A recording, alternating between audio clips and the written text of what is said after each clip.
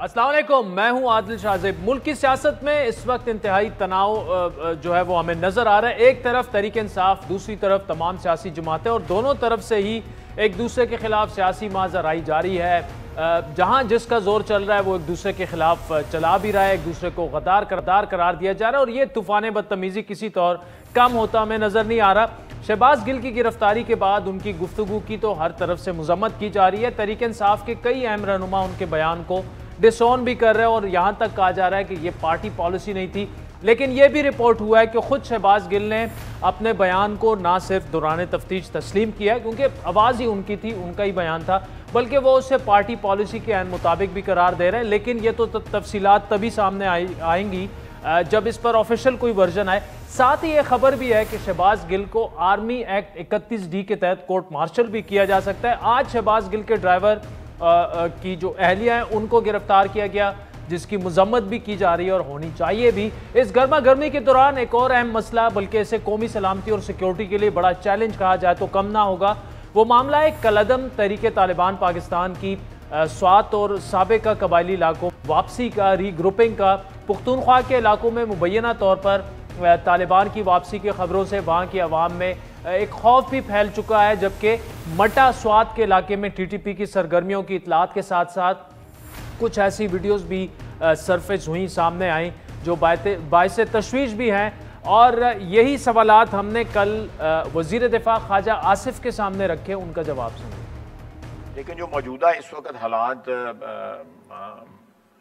खैबर पख्तूनख्वा में जो हालात हो रहे हैं, both in farmer Phata and जो आपने जो एरियाज आइडेंटिफाई की है, उसमें एक्टिविटी ज़रूर डेफिनेटली जो है वो इस तरह की स्टार्ट हो गई है, जिससे पता लगता है कि रीग्रुप या कोई ऐसा सिलसिला चल रहा है। तो मेरा ख्याल है कि इस से तशवीश जो है खैबर पख्तूनख्वा में भी बढ़ रही है, और एक जनरल भी तशवीश जो है इसमें ज़्यादा है। लेकिन मुझे साथ साथ ये पूरा कॉन्फिडेंस है कि our armed forces are cognizant of this situation, और इस सिचुएशन को जो है उसके कोई ऐसे अल्टरनेटिव्स मौजूद हैं जिससे इस सिचुएशन को कंट्रोल किया जा सके। दूसरी जानिब साबिक वज़ीर आज़म इमरान खान ने गुज़श्ता रोज़ खैबर पख्तूनख्वा में TTP के सरगर्म होने को अपनी सूबाई हुकूमत के खिलाफ एक साजिश का पहलू भी करार दिया, और उन्होंने दावा किया था कि उनके MPs को धमकियां भी मिल रही हैं। अभी भी मैं ये आज ज़रूर कहना चाहता हूँ कि ये जो हम देख रहे हैं TTP की एक्टिविटीज़ पख्तूनख्वा में, और हम देख रहे हैं उन्होंने टारगेट कर रहे हैं, मेरे कई तहरीक इंसाफ के वज़ीर और मेरे MPs मुझे बता रहे हैं कि उनको धमकियाँ आ रही हैं अब TTP की तरफ से। मैं इसके ऊपर भी मुझे हैरत है कि उन दिनों में तो जब TTP एक्टिव थी तो वो तो ये कहती थी कि जो अमेरिका के कोलैबोरेटर्स हैं हम उनके खिलाफ हैं, इसलिए हम अटैक कर रहे हैं। तो यहाँ तो वो गवर्नमेंट है जो एक आज़ाद पाकिस्तान चाहती है, तो उसको क्यों टारगेट किया जा रहा है? मुझे इसमें भी एक साजिश नजर आ रही है। अब इमरान खान साहब के इस बयान के कुछ देर बाद सीनियर सहाफ़ी हामिद मीर के प्रोग्राम में मुआवने खुसूसी बराए इत्तलात पख्तूनख्वा के बैरिस्टर सैफ ने इस बारे में कुछ कहा, वो भी सुनिए। तहरीक तालिबान पाकिस्तान के साथ तो ऑफिशियली हमारा सीज फायर है हुकूमत पाकिस्तान का, और जो उनके साथ मामला चल रहे थे या एक कैफियत थी जंग की, टेंशन की, तो उसमें तो गैर मुय्यना मुद्दत का हुक्म सानी सीज फायर हो चुका है। और मुझे मैं बिल्कुल एतमाद के साथ कह सकता हूँ कि उनकी साइड से तो किसी किस्म की खिलाफ वर्जी ना हमलों की सूरत में और ना ही इलाकों पर कब्जे करने की सूरत में सामने आई है। आज भी ये एक एलामिया उनकी तरफ से आया है। गुज़श्ता चंद दिनों से मलक लियाकत जो दीर के हमारे MPA थे PTI के, उन पर कातिलाना हमला हुआ था, तो एक अफवाह सी थी कि कुछ लोग फैला रहे थे, कुछ हमारे सियासी मुखालफिन भी ये बात कर रहे थे कि तहरीक तालिबान पाकिस्तान ने उनसे बदला लेते हुए ये बात तो इमरान खान साहब ने किया है। तो उन्होंने आज उसका इनकार भी किया है, बल्कि उन पर हमले की मजम्मत भी की है। यानी इमरान खान साहब कह रहे हैं कि TTP हमारे लोगों को टारगेट कर रही है, लेकिन बैरिस्टर सैफ कह रहे हैं कि ऐसा नहीं है। इस तमाम सूरत हाल में एक बात लेकिन वाज़ेह है कि कलअदम TTP का खतरा बहरहाल एक हकीकत है, और उनके दोबारा मुतहरिक होने के खदशात और ख़तरात भी हकीकी हैं।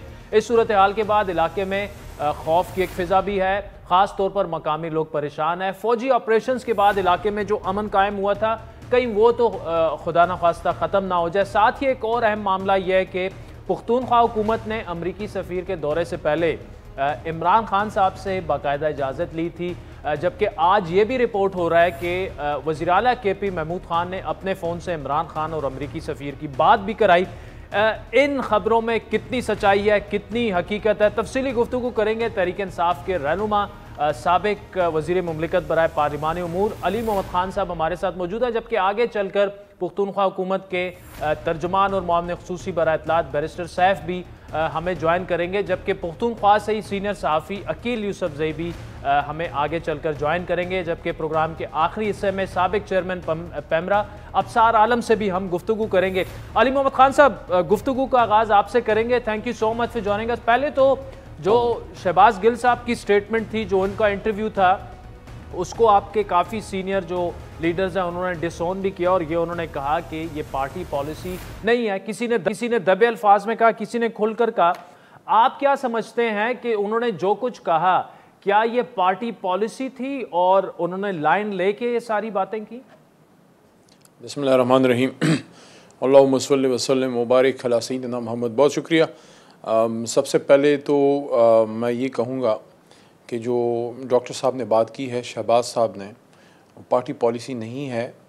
और ज़ाहिर है इमरान खान साहब ने क्लियर डायरेक्शन उनकी है कि जब हमारी हुकूमत एक रजीम चेंज ऑपरेशन हुआ अमेरिका की ईमा पे, अमेरिका ने जब वो मरासला उधर से वो जब मरासला सामने आया, लेकिन उसके अगले दिन जब इमरान खान साहब ने जब उनकी स्पीच नशर की गई तो उन्होंने पूरी कौम से, पाकिस्तान तहरीक इंसाफ के वर्कर्स से, सपोर्टर्स से, सबको एक क्लियर पॉलिसी डायरेक्शन दी थी कि इमरान खान साहब से ज़्यादा, उन्होंने ख़ुद कहा, मेरे से ज़्यादा मेरे मुल्क को मेरी फ़ौज की ज़रूरत है, ज़्यादा अहम है। तो उन्होंने क्लियर डायरेक्शन दे दी कि हम एक सियासत करेंगे, सियासत के मैदान में हम अपने इदारों को नहीं घसीटेंगे और सियासी मैदान में एक मुकाबला हम अपने सियासी हरीफों से करेंगे।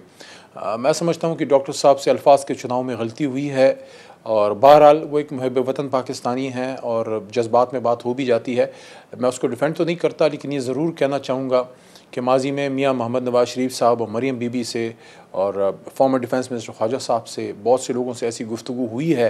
तो फिर अगर सज़ा देनी है तो फिर सबको एक पेडेस्टल पे देनी पड़ेगी, क्योंकि फिर आप पिक एंड चूज़ नहीं कर सकते, क्योंकि इससे बहुत ज़्यादा सख्त बातें जो हैं मियाँ साहब ने भी की, मुल्क से बाहर बैठ के हमारे बहुत ज़िम्मेदार लोगों को उन्होंने एड्रेस किया और उनके ख़िलाफ़ बातें हुई जो नहीं होनी चाहिए। इस तरह की चीज़ें, सियासत में इदारों को घसीटना है, इस तरह की बातें, कोई भी इसको डिफेंड नहीं करता। बहरहाल मैं ये कहना चाहूँगा कि गलती इंसान से होती है और डॉक्टर साहब से शायद उनको अल्फाज का चुनाव जो है वो उनसे जो है वो गलत हो गया, तो उनको चाहिए था कि बेहतर वो उसका चुनाव करते। बहरहाल पार्टी पॉलिसी ये नहीं है, लेकिन मैं दोबारा ये कहूँगा कि हमें अपने लोगों को कुछ मार्जिन ऑफ एरर देना चाहिए। हमारे ही पाकिस्तानी है और इस तरह अगर हम सबको गद्दार डिक्लेयर करेंगे तो फिर हर जगह ये मसले हैं, हर जमात में ये मसले हैं। और हाँ, तमाम जमातों को बैठ के इस पर कोई लाएअमल ज़रूर बनाना चाहिए, तमाम जो पॉलिटिकल लीडर्स हैं, कि वो क्या रेड लाइंस हैं जिसको किसी ने क्रॉस नहीं करना। हम ना क्रॉस करते हैं और ना हमारा ये तरीका है और ना हमारी ये तरबियत है और ना पार्टी की पॉलिसी है। ठीक है। मैं अली मोहम्मद खान साहब, ये सारे सवालात जो आप आज उठा रहे हैं, ख्वाजा मोहम्मद आसिफ या मियाँ नवाज शरीफ या उन्होंने जो जो नाम लिए जलसों में, जो भी कहा, ये हमने कल वज़ीर दिफा के सामने रखे और उनका जवाब भी ऑन रिकॉर्ड है। तफसीली हमने 1 घंटा उनके साथ शो किया। लेकिन जो शहबाज गिल साहब ने बात कही है, देखिए, एक तो फ़ौज पर तनकीद करनी होती है और फ़ौज का जो सियासी किरदार रहा है, जो भी मुतनाज़ा किरदार इन 70 सालों में रहा है, हमसे पहले सीनियर जर्नलिस्ट और उसके बाद हम भी मुख्तलिफ अदवार में फ़ौज की सियासी किरदार पर तनकीद करते रहे। लेकिन जब आप बगावत की बात करते हैं, जब आप ये कहते हैं कि आपने अहकामात नहीं माने, तो उसमें आप जो भी अल्फाज की चूज़ कर लें, लेकिन उसका कॉन्टेक्स्ट यही है और यही मेरा ख्याल है। और इसी वजह से आप तो बड़े खुल के, आपकी तो स्टेटमेंट ऑन द रिकॉर्ड है, पहले ही मेरा ख्याल है तहरीक इंसाफ के आप रहनुमा थे जिन्होंने कहा था कि ये बयान उनको नहीं देना चाहिए था। ये मैं पहले तो आपको कह दिया कि उनको ये नहीं देना चाहिए था, पार्टी पॉलिसी नहीं है। लेकिन वो पढ़े लिखे आदमी हैं, डॉक्टर हैं और इंसान से गलती हो सकती है। तो मैं समझता हूँ, मैं दोबारा ये बात कहूँगा कि हमें अपने लोगों को, ख़ासकर ओवरसीज़ पाकिस्तानी है, पाकिस्तान आए हैं, तो हमें उन लोगों को, और वो जो पाकिस्तान की खिदमत करना चाहते हैं, किसी से गलती हो जाए तो आप उनको मार्जिन ऑफ एरर देना चाहिए ताकि ये मुल्क जो है वो आगे बढ़े। और देखें, इन सब तमाम मसले मसाइल का आदिल भाई क्लियरली मैं बता रहा हूँ कि हम मज़ीद गलतियों पे गलतियाँ कर रहे हैं, ये मुल्क बिल्कुल सर्कल में घूम रहा है। एक इलेक्शन की तरफ, हम जनरल इलेक्शन की तरफ जाएँ, इस अवाम को फैसला करने दें ताकि इस सारे मामलात के छींटे ना हमारे इदारों पे आएँ, ना हमारे अदलिया पे आएँ। अदलिया पे भी ज़रूरत, मैं ऑनेस्टली मैं आपको कह रहा हूँ एज ए वकील कि अदलिया पे ज़रूरत से ज़्यादा प्रेशर पड़ रहा है। अदलिया देखें, लोगों के हज़ारों लाखों केसें पड़े हुए हैं और ये चीज़ें उनको देखनी पड़ती हैं क्योंकि सियासतदान अपने मसाइल अपनी सियासी उसमें प्लेटफॉर्म्स में हल नहीं कर पा रहे। हर चीज़ के लिए सुप्रीम कोर्ट और हाई कोर्ट आना पड़ रहा है। तो सियासतदानों को किसी न किसी लेवल पे बैठ के सोचना पड़ेगा कि हम देखें, पार्लियामेंट्री सॉवरेंटी का जो कॉन्सेप्ट है वो तो मलियामेट हो रहा है, जो आई थिंक आर्टिकल 66 है शायद या 69 कि जो आपको पाबंद करता है। अदालतों की भी एक लिमिट है कि कहाँ तक वो जो है आपकी पार्लियामेंट की इंटरनल प्रोसीडिंग में जा सकते हैं। लेकिन जब उधर से मसले हल नहीं होंगे तो मजबूरन उनको इधर आना पड़ा है सियासतदानों को। तो ये मैं समझता हूं कि अब इलेक्शन ही एक हल है और नया इलेक्शन हो और उसके बाद तमाम पॉलिटिकल प्लेयर्स बैठें और ये डिसाइड करें कि भाई हमने पॉलिटिक्स के मसाइल कहां पे हल करने हैं। अगर हमने इसमें ये इस तरह का माहौल बनाना है कि अदालतें, और माजी में जिस तरह एस्टेब्लिशमेंट का भी एक रोल रहा, आपको याद होगा धरने के दौरान मियाँ साहब ने शायद उस ज़माने में जो पीएम थे, शायद उन्होंने खुद ही उस वक्त के हमारे सिपा सालार जो राहील साहब थे उनको उन्हें खुद ही दावत दी थी कि आके आप इसमें मसले को के बीच में पढ़ें। तो ये हमें इन चीज़ों से निकलना पड़ेगा। सियासतदानों को सीखना पड़ेगा कि हमने अपने सियासी मसाइल सियासी मैदान के अंदर हल करने हैं और फ़ौज को अपना काम करने देना है। और अदलिया का बेहतर ये कि अदलिया अवाम के मसाइल पर उनका फोकस हो। लेकिन ये तब होगा कि जनरल इलेक्शन हो, इस गन से हम निकलें और कौम एक नया फ्रेश मैंडेट दे, चाहे हमें दे चाहे उन्हें दे, जिसको भी दे, वो आए और वो फैसले करें। राइट, ठीक है। अच्छा अली साहब, जो केपी के वज़ीर आला हैं, आज 2-3 चैनल्स पर खबर चली कि जब वो अमरीकी सफ़ीर वहाँ पे गए थे डोनाल्ड ब्लूम साहब, केपी, उस पर काफ़ी तनकीद भी हुई। आपके अपने लोगों ने तनकीद की कि केपी उन्हें नहीं जाना चाहिए था, 36 गाड़ियाँ नहीं लेनी चाहिए थी क्योंकि हमारी पार्टी का बयानिया ये है कि अमरीकी साजिश के तहत हमें निकाला गया। वो बहस साइड पे कर दें, लेकिन ख़बर ये है कि केपी के वज़ीर आला साहब ने अपने फ़ोन से अमरीकी सफ़ीर और इमरान खान साहब की गुफ्तगू भी करवाई है। तो अगर ऐसा हुआ है, क्या आप इसकी तस्दीक या तरदीद करने की पोजीशन में? नंबर 1, अगर ऐसा हुआ है जहां से भी इसकी तस्दीक आ जाती है तो फिर तो मतलब एक तरफ आप अमरीकी साजिश का कह रहे हैं और दूसरी जानिब उनसे आपके राब्ते भी हैं। देखिए आदिल साहब, आई होप आप मेरा पॉइंट पिक कर लेंगे। पहली बात तो ये है जी कि is United States of America an enemy state? No, it is not. वो इमरान खान साहब ने खुद ये बात की है कि मैं किसी से कोई दुश्मनी की तो बात नहीं कर रहा। मैंने तो अमेरिका से ये नहीं कहा कि आप हमारे दुश्मन हैं। हमारा तो सबसे बड़ा ट्रेड का पार्टनर है। वो ये कह रहे हैं दोस्ती मुझे कबूल है, बिजनेस पार्टनरशिप कबूल है, एक जॉइंट हमारी एक वेंचर्स कबूल हैं, लेकिन नो, और नॉट टेक डिक्टेशन। बट मैं डिक्टेशन नहीं लूँगा। मैं पाकिस्तान के मफाद में फैसले करूँगा। अगर मुझे सस्ता तेल रूस से मिलता है तो मैं आज़ाद मुल्कों में लूँगा। मैं अपनी एयर स्पेस आपको नहीं दे सकता, मैं अपनी ग्राउंड एरिया आपको नहीं दे सकता, एब्सोल्युटली नॉट। क्यों? क्योंकि देखें आदिल प्लीज़, आपने जो सवाल किया है, अब आपने जो बयान खड़ा किया है, उसी के तनाज़ुर में मैं बात कर रहा हूँ कि मेरी ज़मीन है, मेरा पाकिस्तान है जी, मेरा पाकिस्तान है। हम 75,000 शहादतें दे चुके हैं। हमारे कितने लोग शहीद हुए हैं, फौजियों के घर शहादतों से अटे पड़े हैं, उलमा कराम शहीद हो गए, हमारे फनकार शहीद हो गए, हमारे उस्ताद शहीद हो गए, हमारे स्टूडेंट, हमारे प्लेयर शहीद हो गए, बच्चों के सर कट गए। अब इसके बाद भी जाके अगर हम अपनी ज़मीन किसी को भी देंगे कि यहाँ वो यूज़ करके नेबरहुड में जाए, अफगानिस्तान में जाए, या जो इधर से ड्रोन उड़े हैं कुछ, आप मुझे बताएं अमन रह पाएगा? तो ये फैसला इमरान खान साहब का पाकिस्तान के मफाद में था, अमेरिका के खिलाफ नहीं था, पाकिस्तान के मफाद में था।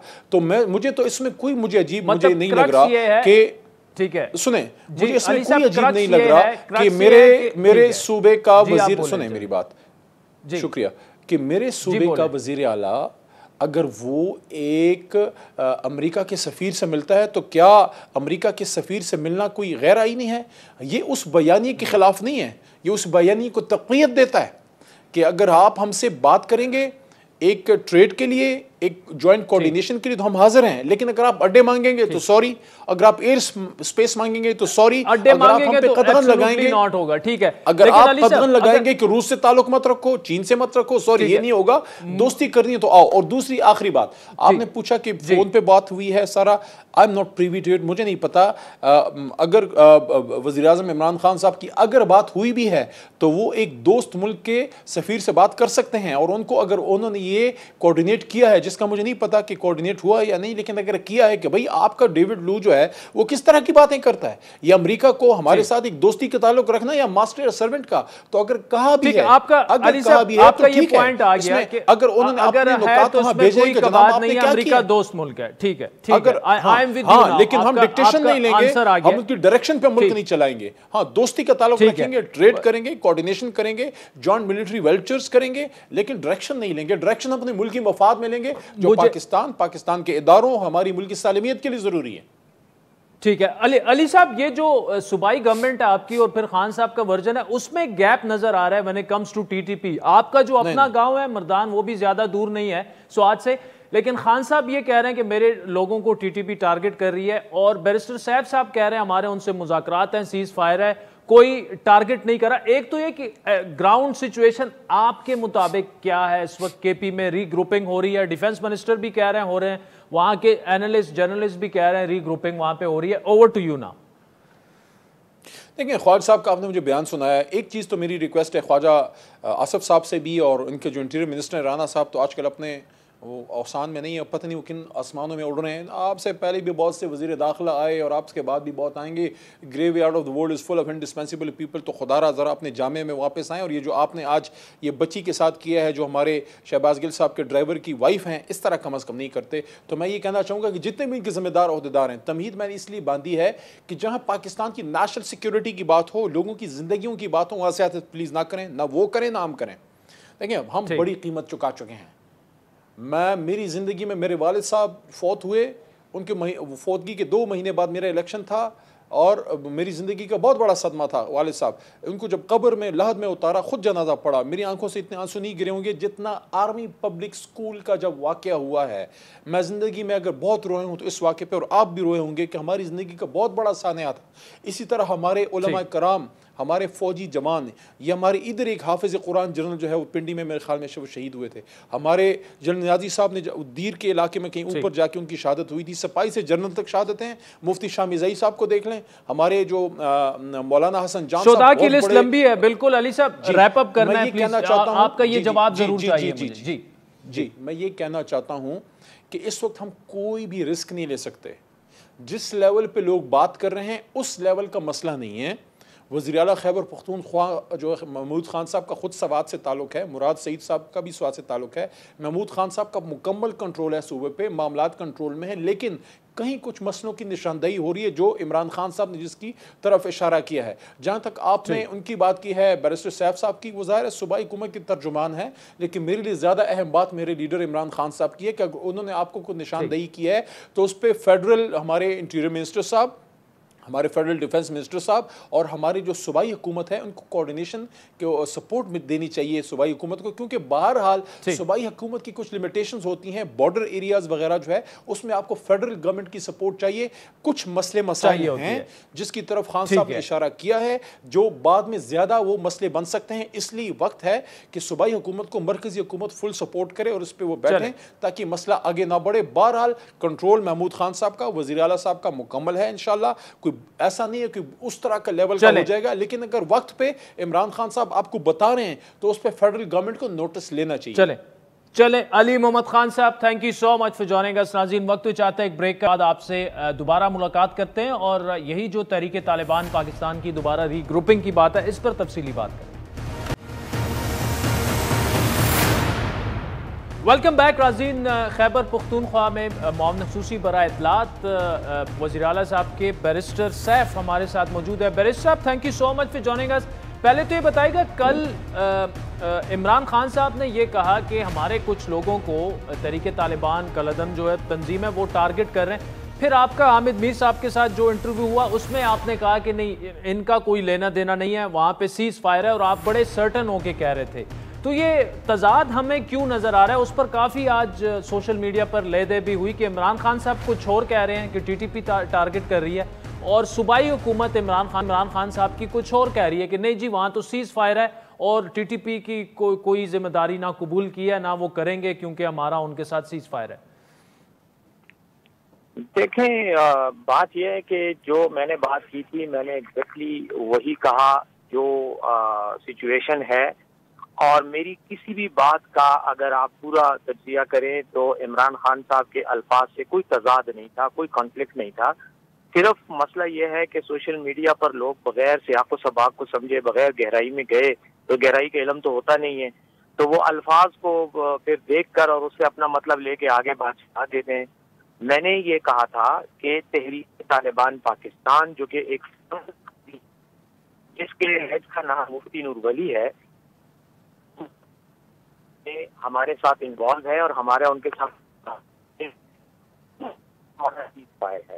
खान साहब ने जो बात की, उन्होंने कहा था कि मिलिटेंट्स जो हैं, जो तालिबान के नाम पर एक्टिविटी कर रहे हैं, वो इस किस्म की सरगर्मियों में इन्वॉल्व हैं। तो उनकी बात बिल्कुल सही, क्योंकि हर वो शख्स जो तालिब के नाम पर या तालिबान के नाम पर किसी कार्रवाई में हिस्सा लेता है, जरूरी नहीं है कि उसका तहरीक तालिबान पाकिस्तान की जो तंजीम है उसके साथ तंजीमी ताल्लुक। मतलब बैरिस्टर साहब आपने क्लैरिटी से जवाब दिया। इसका मतलब कि जो कार्रवाइयां वहां पे हो रही हैं वो मिलिटेंट्स हैं, वो शिद्दत पसंद दहशतगर्द तो हैं, लेकिन उनका तहरीक तालिबान पाकिस्तान से ताल्लुक नहीं है, ये आप कह रहे हैं?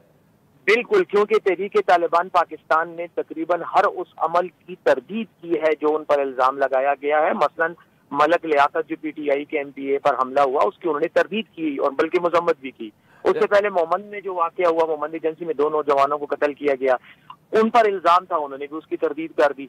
अब जो लोग ये कार्रवाई कर रहे हैं वो बिल्कुल तालिबान के नाम से कर रहे हैं, यूज भी ये नाम कर रहे हैं, लेकिन अगर ये कहा जाए कि ये मुफ्ती नूर वली या उसकी तंजीम के हुक्म पे कर रहे हैं, तो मेरा इख्तिलाफ यहाँ पे था, और कल मैंने इस बात की वजाहत की। अच्छा, लेकिन बैरिस्टर माजरत के साथ, लेकिन जो भी कार्रवाइयां कर रहे हैं, देखिए दहशतगर्दी पहले भी अगर हो रही थी उसका स्केल ज्यादा था, अब अगर दोबारा से शुरू हो गई है, मिलिटेंट्स रीग्रुपिंग हो रही है, तो टीटीपी के जो लोग आपसे मुज़ाकरात कर रहे हैं शायद उनसे कुछ नाराज धड़े हों, वो यहाँ पे कार्रवाइयां कर रहे हो, लेकिन कंसर्न्स तो फिर जायज है ना लोगों के कि यार एक्टिविटी शुरू हो गई है, रीग्रुपिंग शुरू हो गई है, अब लोगों को इससे कंसर्न नहीं है कि वो टीटीपी है या कोई और दहशतगर्द ग्रुप है।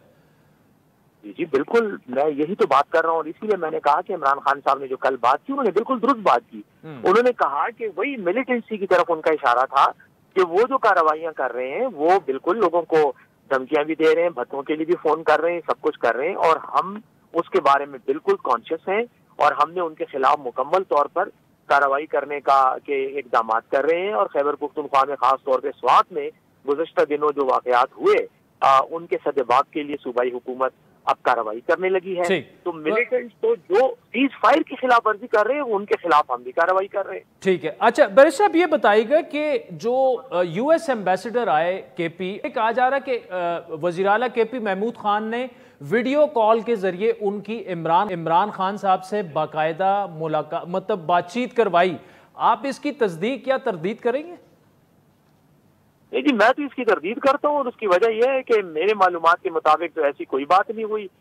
इमरान खान साहब से अगर किसी ने कोई बात करनी है तो उसके लिए महमूद खान साहब का ही फोन जो है वो कॉल डायरेक्ट डायल करेगा, क्या किसी और कॉल से, टेलीफोन से वो कॉल नहीं हो सकती? अमेरिकन एम्बेसी के पास क्या टेलीफोन नहीं है या उनके पास मोबाइल फोन नहीं है? ऑफ कोर्स हजारों तरीके हैं राब्ते करने के। अगर खान साहब से राब्ता करना हुआ या खान साहब ने खुद राब्ता करना हो तो उसके लिए अमरीकी सफीर को all the way to Peshawar जाकर महमूद खान साहब के फोन पे ही हेलो करने की कोई जरूरत नहीं है। और मेरे ख्याल में ये जो कुछ भी उड़ाया जा रहा है, ये चंद मीडिया हाउसेस की बदकिस्मती से पीटीआई के खिलाफ जो तहरीक है, एक कैंपेन है, ये उसका हिस्सा है, just to malign PTI and Imran Khan. इसके अलावा इसकी कोई हकीकत नहीं। अच्छा बैरिस्टर साहब, आप तो इसकी मुकम्मल और कैटेगोरिकली तरदीद कर रहे हैं, लेकिन हो सकता है ऐसा भी तो, और मैं डेविल्स एडवोकेट बन के एक और सवाल आपसे पूछ रहा हूँ, ऐसा भी हो सकता है कि थोड़ा सा एक ट्रस्ट डेफिसिट या कोई वो पश्तो में उसे ताऊ त्रिखवाले कहते हैं, वो जो गैप है वो खत्म करने के लिए हो सकता है इनिशिएटिव ले लिया हो महमूद खान साहब ने?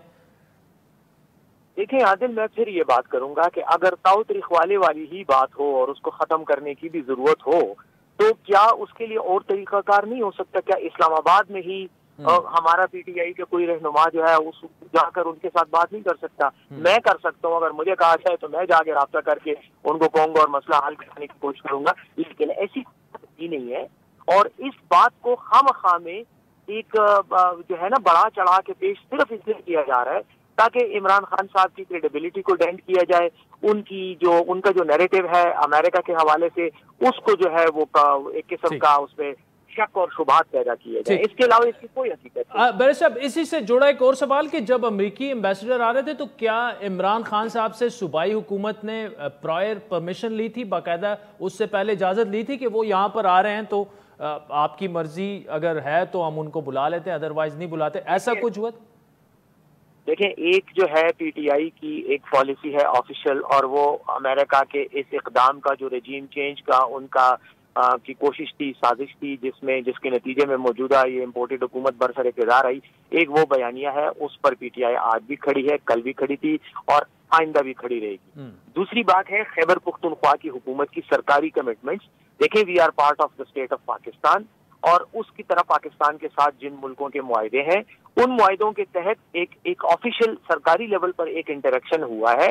उस इंटरेक्शन के नतीजे में उनकी USAID जो उनका इदारा है उसके किसी डेवलपमेंट प्रोजेक्ट के हवाले से वो वहां आए थे और ये मुलाकात हुई थी। अब बात ये देखें आदिल, हमारा तो इंडिया के साथ भी इख्तिलाफ है ना, दुश्मनी चल रही है 70-75 साल से, लड़ाइयाँ भी 3 जंगें भी हो चुकी हैं, लेकिन इंडिया का सफारत खाना भी मौजूद है और इंडिया के साथ हमारे ताल्लुकात भी हैं, हम जाते भी हैं, उनके एम्बेसी में भी मुलाकातें होती हैं, उनके एम्बेसडर से भी, और सब कुछ होता है।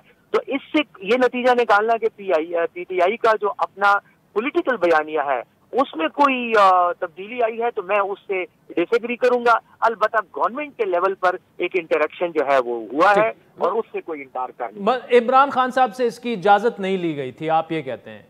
मेरे इल्म में ऐसी कोई बात नहीं है, ना ही ये मामला जो है ये ऐसा है कि जिसके लिए हर मामले के लिए इमरान खान साहब को फोन करके उनसे यस या नो में जाए। उनसे पॉलिसी डायरेक्टिव लिए जाते हैं, पॉलिसी गाइडलाइन ली जाती है, उस पर डायरेक्शन लिए जाते हैं, लेकिन ये तो छोटे मोटे रोजमर्रा के मालूमात है।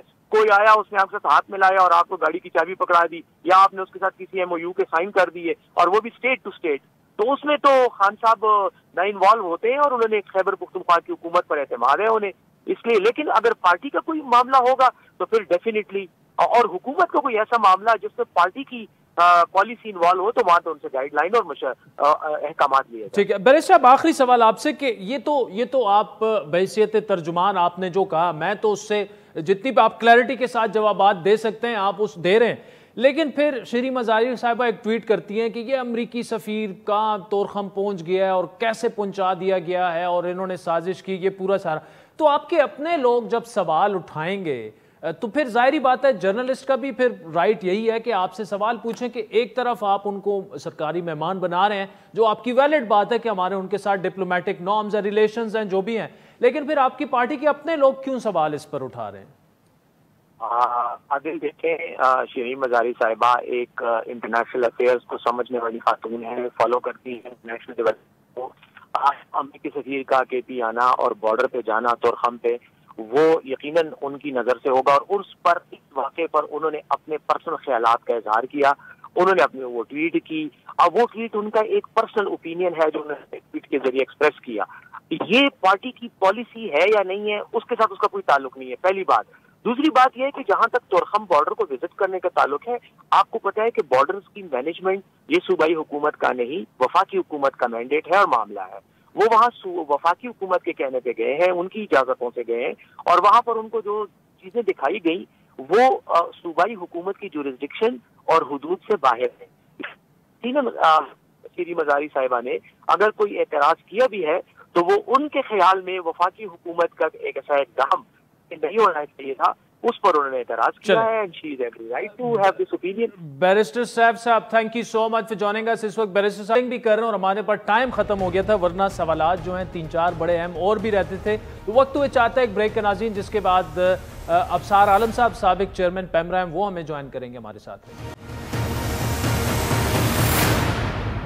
वेलकम बैक नाज़रीन, इस वक्त साबिक चेयरमैन पेमरा और सीनियर सहाफ़ी अबसार आलम हमारे साथ मौजूद हैं। अबसार साहब, शहबाज गिल के एपिसोड के बाद एक दफ़ा फिर ये बहस दोबारा शुरू हो गई है। आप चूंकि पेमरा के साबिक चेयरमैन भी है, जो डिले मैकेनिज्म है 10 सेकंड का, दैट्स ऑलरेडी इन प्लेस, लेकिन उसके बावजूद जो चैलेंजेस हमारे सामने आ रहे हैं कि जो इस तरह के एपिसोड जो हैं वो रोकना, उसमें एंकर्स का भी अपना एक किरदार होना चाहिए। क्या आप समझते हैं कि ये जो एक डिबेट इस वक्त शुरू हो चुकी है कि जी ये जो रेड लाइंस क्रॉस हो जाती हैं, देखिए फौज पर तनकीद नून लीग के दौर में भी ही हम सारे करते रहे, खुसूसन उनका जो सियासी एक मुतनाज़ा किरदार पिछले 70 सालों में हमने देखा, लेकिन जब आप बगावत की और इस किस्म की बात करते हैं तो क्या यहाँ पर एंकर्स को नहीं कहना चाहिए कि जनाब होल्ड ऑन, ये मेरा प्रोग्राम है, इसमें ऐसा आप ना करें? शुक्रिया आदिल, आपने बड़ा अच्छा मौजू सेलेक्ट किया है और आपका सवाल भी बड़ा अहम है। मेरा ख्याल है कि ये सिर्फ इसको अगर आप रेड लाइन के तनाजुर में देखेंगे तो शायद हम किसी नतीजे पे, आपकी डिबेट किसी नतीजे पे नहीं पहुंच सकेगी। उसकी वजह है कि जो राय को रेगुलेट करना, देखिए जो रेगुलेटर है ना दूसरे ऑयल एंड गैस के या बिजली के या even state bank of Pakistan जो बैंक्स का रेगुलेटर है, उन रेगुलेटर्स में और ये पैमरा में फ़र्क है। वो बुनियादी फ़र्क यही है कि पैमरा को राय रेगुलेट करनी पड़ती है। अब राय की मुख्तलिफ शेड्स हैं, एक शेड की राय नहीं होती, राय ब्लैक एंड वाइट नहीं होती, और ब्लैक एंड वाइट अगर होती भी है तो वो इस तरह किसी के लिए ब्लैक है और दूसरे के लिए भी वाइट है। तो रेड लाइन हो सकता है आपने जो क्रॉस की हो वो मेरे लिए येलो लाइन हो या किसी और के लिए वो ग्रीन लाइन हो। तो इसका फैसला करना बड़ा मुश्किल होता है, और हमारे आइन में भी जो आर्टिकल 19 है उसके तहत जो पाबंदियां भी लगाई गई हैं वो बहुत वेग हैं। मसलन कि आप अदलिया और आर्म फोर्सेस के ख़िलाफ़ कोई बात नहीं कर सकते, पाकिस्तान की ग्लोरी के ख़िलाफ़ कोई बात नहीं कर सकते। अब ग्लोरी को वर्ड को डिफ़ाइन करना, अगर मैं समझता हूँ कि हुकूमत की किसी पॉलिसी से पाकिस्तान की ग्लोरी को नुकसान पहुँचेगा और मैं उस पर तनकीद करूँ, हुकूमत उस पर यह मौक़िफ़ ले सकती है कि हमारे इस काम से तो पाकिस्तान की ग्लोरी जो है वो बेहतर होगी। तो ये जो डिफरेंस ऑफ ओपिनियन आ जाता है ना, इसका फ़ैसला पैमरा ने करना होता है कि कौन ठीक है कौन गलत। और पैमरा के बाद जाहिर है अदालतें हैं पाकिस्तान की और सुप्रीम कोर्ट है। तो ये बहुत सारे इसमें स्टेप्स हैं जिसकी वजह से अभी तक कोई फाइनल डेफिनेशन इस चीज़ की नहीं आई। और लेकिन मैं ये समझता हूँ इसकी वजह लाइंस नहीं है या लाइंस क्रॉस करना नहीं है। इस सब मसले की जो जड़ है ना वो कहीं और है। अब जब तक हम उस जड़ को एड्रेस नहीं करेंगे, ये जो इस वक्त इस मुल्क में सियासी अफरा तफरी है, ये डिज़ाइन करता सियासी अफरा तफरी है, ये नेचुरल सियासी अफरा तफरी नहीं है। ये बनाई गई है, सालों साल इस पे लगे हैं इसको बनाने पे। जो जिन लोगों से आज शिकायत मीडिया कर रहा है या पैमरा कर रहा है कि वो लोग so called red lines cross कर रहे हैं, उनको तरबियत किसने दी रेड लाइन्स क्रॉस करने की? फ़र्क सिर्फ ये है कि वो रेड लाइन्स पहले मेरे लिए रेड लाइन्स थी, वो किसी और वो इस्टेब्लिशमेंट के लिए रेड लाइन्स नहीं थी। मेरे ऊपर तनकीद होती थी, आपके ऊपर होती थी, पुलिस वाले के ऊपर होती थी, ब्यूरोक्रेट पे होती थी, सियासतदान पे होती थी, वो रेड लाइन्स नहीं थी। अब जिनको ट्रेन किया गया था कि इनके आपने तनकीद करनी और रेड लाइन्स का ख्याल भी नहीं करना, सच और झूठ की तमीज़ भी नहीं करनी, तो उनकी तरबियत करके आपने उनको माशरे में छोड़ दिया है। अब जब वो पलट के आपने जो रेड लाइन्स लगाई थी इस्टेब्लिशमेंट ने और जुडिशरी ने, जब वो उनको क्रॉस करना शुरू हुए हैं तो उसकी वजह से मसाइल पैदा हो रहे हैं। इसलिए मैं ये समझता हूँ कि प्रॉब्लम कहीं और है। हमारे मुआशरे के अंदर जो सियासी अफरा तफरी पैदा कर दी गई है, जो स्पॉन्सर्ड किस्म का नैरेटिव और फिर उसकी फ्री जो डिस्ट्रीब्यूशन है सोशल मीडिया के ज़रिए, टीवी चैनल के ज़रिए, वो बहुत ख़तरनाक है। और मैं समझता हूँ कि ये प्रॉब्लम आज जो हम देख रहे हैं इसी वजह से, और इसको कोई कानून जो है वो इसको ठीक नहीं कर सकता। मैं आपको एक एग्जांपल देता हूँ ट्रैफिक सिग्नल की। रेड सिग्नल है, रात को 2 बजे अगर कैमरा ख़राब हो और वहाँ पुलिस वाला ना हो ट्रैफिक उसके सिग्नल पे, और आपका ये मेरा दिल करे कि ये मैं तोड़ के निकल जाऊँ, तो मुझे कौन रोकेगा? कोई भी नहीं, ना पुलिस वाला देख रहा है ना कैमरा देख रहा है, तो मैं तोड़ के निकल गया हूँ। तो मेरी भी जिम्मेदारी है जो लाइन क्रॉस कर रहा है। इसी तरह मीडिया या मीडिया पे जो लोग आ रहे हैं उनकी भी जिम्मेदारी है कि वो लाइन्स ना क्रॉस करे जो हैं। और फिर मीडिया में क्यों हो रही हैं? मीडिया में एडिटर का जो इंस्टीट्यूशन था पूरे का पूरा वो नहीं रहा। अब सेठ है वो डायरेक्टली मीडिया के न्यूज़ रूम को कंट्रोल करता है, और सेठ जिसको कुछ पता नहीं है सहाफ़त के बिजनेस का, वो कैसे चलानी है अपने अखबार को, टीवी को, वो इसकी इंस्ट्रक्शन कहीं और से लेता है। वो जहाँ से लेता है उनके इंटरेस्ट सहाफ़ती आज़ादी या आवाम को शऊर देना नहीं है, उनके डिज़ाइन, उनकी प्लानिंग कुछ और है।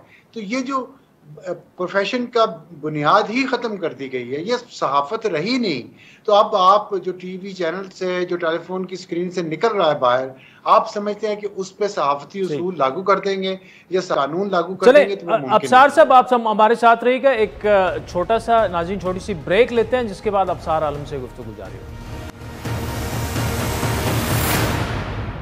वेलकम बैक नाज़रीन। अबसार आलम साबिक चेयरमैन पैमरा हैं, सीनियर सहाफ़ी हैं, हमारे साथ मौजूद है। अबसार साहब, ब्रेक से पहले बड़ा तफसीली आपने जवाब दिया। इस दौर में एक तरफ तो देखिए पॉलिटिकल पोलराइजेशन का ये जो दौर है, एक तरफ ज़बरदस्त किस्म की तकसीम हमें जर्नलिस्टों में नज़र आती है। एक अच्छे सहाफ़ी की क्या क्वालिटीज़ आपके जहन में होनी चाहिए? कैसे वाज़े होगा कि ये एक इंडिपेंडेंट सहाफ़ी है? क्योंकि या तो जर्नलिस्ट जो हैं या गवर्नमेंट की गोद में जाके बैठ जाते हैं या अपोजिशन की गोद में बैठ जाते हैं। ये जो एक इंडिपेंडेंट सहाफ़ी का, बैलेंस सहाफ़ी का कॉन्सेप्ट है, वो क्यों बड़ी तेज़ी से ख़त्म होता जा रहा है? देखिए, मैं एक तो ये कि ये जो आपने सहाफ़ियों के दरमियान जो इख्तिलाफात की बात की है, ये भी इंजीनियर्ड हैं। इतना ज़्यादा पोलराइजेशन या इतनी ज़्यादा दुश्मनी सहाफ़ती इदारों में पहले नहीं होती। राइवलरी होती थी, वो प्रोफेशनल राइवलरी थी, ख़बर पहले ब्रेक करने की राइवलरी होती थी, ज़्यादा सर्कुलेशन अपने अखबार की करने की होती थी, क्रेडिबिलिटी ज़्यादा बनाने की होती थी, कुछ तनकीद भी एक दूसरे पे हो जाती थी लेकिन इस तरह दुश्मनियाँ पड़ जाना और फिर उन दुश्मनियों को निभाना, ये नहीं होता था। और ये बहुत बदकिस्मती से और ये बाय डिज़ाइन किया गया। तो इस पर आपको भी पता है कि क्यों किया गया, और मुझे भी पता है कि मीडिया की जो ताकत थी, मीडिया का जो एक क्रेडिबिलिटी थी, साख थी मीडिया की, उसको तबाह करना मकसूद था। वो बहुत कामयाबी से तबाह हो चुकी है और अब मीडिया की बात पे एतबार नहीं रहा। और इसी एतबार ही में कि जो आपकी सवाल था ना, उसका जवाब है कि सहाफ़ी को क्या होना चाहिए, सहाफ़ी कौन है। लेकिन इंडिपेंडेंट होना और राय रखना, ये दोनों चीज़ें मुमकिन हैं एक ही वक्त में। उसी तरह जिस तरह एक वकील है वो वकालत करता है कभी एक पार्टी की, कभी दूसरी पार्टी की, और फिर एक दिन वो जज बन जाता है। जब वो जज बन जाता है तो जज की कुर्सी पर बैठकर वो किसी को फेवर नहीं दे सकता, ना किसी से डर सकता है, ना किसी मफाद की खातिर या वैसे किसी खौफ की वजह से। तो जज जब वो बनता है तो जज की ये जिम्मेदारी होती है कि वो बिला खौफ व ख़तर इंसाफ से काम ले और आज़ादी से काम करे। और वो उसको, जज को न्यूट्रल नहीं होना पड़ता, जज को कानून के मुताबिक चलना पड़ता है, और वो उसी को जज की इंडिपेंडेंस कहा जाता है, उसी को आज़ाद जज या आज़ाद अदलिया कहा जाता है। इसी तरह यही उसूल सहाफ़ी पे भी लागू होता है। आप हो सकता है आप पहले किसी और प्रोफेशन में हो, अमेरिका में बहुत एग्जाम्पल है, पाकिस्तान में भी हैं, फ़ौज में भी लोग रहे हैं, हुकूमत में भी रहे हैं, फिर वो सहाफ़ी बन जाते हैं और उस सहाफ़त में जब वो आते हैं तो उन्हें वहाँ पे अपनी इंडिपेंडेंस शो करनी है। अब मैं इंडिपेंडेंस और न्यूट्रलिटी पे थोड़ी सी बात करना चाहूँगा। इंडिपेंडेंस का मतलब ये नहीं है कि आप अपनी राय नहीं रख सकते। इंडिपेंडेंस का मतलब ये कि आपकी जो भी राय है वो टेंटेड नहीं होनी चाहिए। उसके पीछे ये नहीं होना चाहिए कि मैं आके आदिल शाहज़ेब के प्रोग्राम पे फ़लाँ बंदे पे तनकीद करूँगा तो, या मैं अपना ट्वीट करूँगा तो उसके बदले में मुझे इतने पैसे मिलेंगे, या मुझे उसके बदले में फ़लाँ फेवर मिलेगी या फ़लाँ ओहदा मिलेगा। अगर तो ये चीज़ है, ये टेंटेड है, ये इंडिपेंडेंस नहीं है। लेकिन हो सकता है मेरी अपनी एक राय हो, आपकी अपनी एक, आप समझते हैं ए पॉलिटिकल पार्टी जो है वो उसका मंशूर बहुत अच्छा है, मैं समझता हूँ बी पॉलिटिकल पार्टी का मंशूर बहुत अच्छा है। ये मेरी राय है, आपकी राय है, ये राय हर एक की होती है। अमेरिका में न्यूयॉर्क टाइम्स ट्रांसपेरेंट तरीके से टेबल पे रखता है कि हम फ़लाँ सियासी जमात को एडिटोरियली सपोर्ट करेंगे। इसी तरह फॉक्स न्यूज़ भी वहाँ पे करता है, CNN भी करता है। तो ये प्रैक्टिस है, ये ट्रांसपेरेंसी भी शो करती है, ट्रांसपेरेंसी इंश्योर भी करती है कि आप, क्योंकि सबको पता है कि सहाफ़ी हो ही नहीं सकता जिसकी कोई सियासी राय ना हो। ये बिल्कुल फजूल गुफ्तगू में हम पड़े रहते हैं कि जी सहाफ़ी न्यूट्रल क्यों नहीं है। न्यूट्रल नहीं हो सकता सहाफ़ी। जब राइट और रॉन्ग की बात हो, जब सच और झूठ की बात हो, तो सहाफ़ी न्यूट्रल नहीं रह सकता। इसलिए सहाफ़ी की राय होगी और वो लेफ्ट की भी हो सकती है, वो राइट की भी हो सकती है, वो सेंटर की भी हो सकती है, लेकिन वो राय टेंटेड नहीं होनी चाहिए, किसी फेवर या पैसे की वजह से नहीं होनी चाहिए, अपने दिल और दिमाग के उस पर चलना चाहिए। यह है राय की बात। लेकिन जो खबर है ना, वो दूसरा हिस्सा है, वो ज्यादा इंपॉर्टेंट हिस्सा है सहाफत का, और वो जो कॉर्नर स्टोन है सहाफत का, वो खबर है। खबर जो है ना, वो हमेशा सच्ची होनी चाहिए, वो फेक नहीं होनी चाहिए। चाहे मेरा या आपका ताल्लुक किसी भी सियासी जमात से हो, हमारा रुझान किसी भी सियासी जमात से हो, आपके इदारे का किसी और इदारे का रुझान किसी भी सियासी जमात से हो, कोई भी बिजनेस करते हो, आपके इदारे के मालिक या मेरे इदारे के मालिक वो किसी सियासी जमात में वजीर भी रह चुके हो ना, तब भी खबर पे कॉम्प्रोमाइज नहीं होना चाहिए। वो सच्ची होनी चाहिए, वो फेक नहीं होनी चाहिए, वो झूठी नहीं होनी चाहिए, वो प्रोपेगेंडा नहीं होना चाहिए। हाँ, राय के मामले में राय हो सकती है, लेकिन उसको ट्रांसपेरेंट तरीके से सामने रख के बताना चाहिए कि जी ये हमारी राय है और ये खबर है। तो मेरा ख्याल है कि ये सहाफ़ी की तारीफ है कि खबर में कोई कॉम्प्रोमाइज ना करे, राय अगर है तो वो टेंटेड ना हो और ट्रांसपेरेंट हो। बिल्कुल नहीं कॉम्प्रोमाइज होना चाहिए। अफसार आलम हमारे साथ मौजूद थे। Thank you so much for joining अस। नाज़रीन, आज के प्रोग्राम पर आपके फीडबैक के मुंतज़िर रहेंगे। हमारा ट्विटर हैंडल है @आदिल शाज़ेद। मुझे मेरी टीम समेत इजाज़त दीजिए।